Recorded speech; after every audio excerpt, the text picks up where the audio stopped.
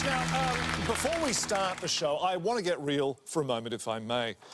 We often poo-poo the coalition government on this show, but deep down, I think we all know that if Labor were in power, they would be blowing our hard-earned tax dollars on handouts to welfare cheats or building statues of Soviet-era communists like Gough Whitlam. Money would be thrown about willy-nilly on arts, education, the disenfranchised, airfares for refugees needing medical treatment, pursuing a climate policy. It would be a nightmare. Our national debt would be huge instead of only $356.4 billion. Fiscal conservatism is certainly a lesson my mother taught me as a young boy. Here I am, probably not even 12 years old.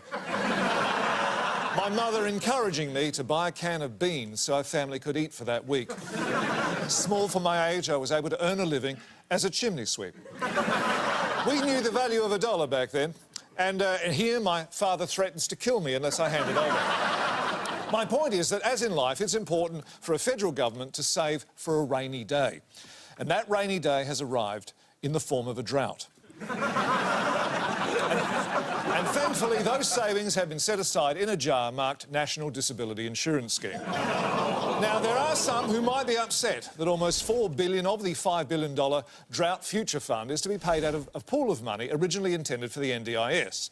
But really, it's no different from your parents spending the money set aside for your university education on something they didn't have a policy to combat because of ideological infighting, poor governance, and the fact that they were in the pocket of the mining industry.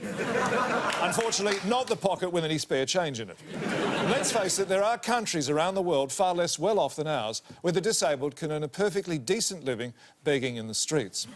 So I think we should be grateful for what we've got. No mocking laughter here tonight. Tonight shouldn't be about making fun of the dysfunctional rabble that passes for our federal parliament.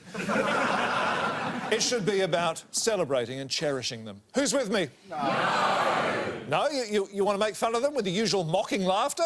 Yes! Well, that's great, because we've got all this material.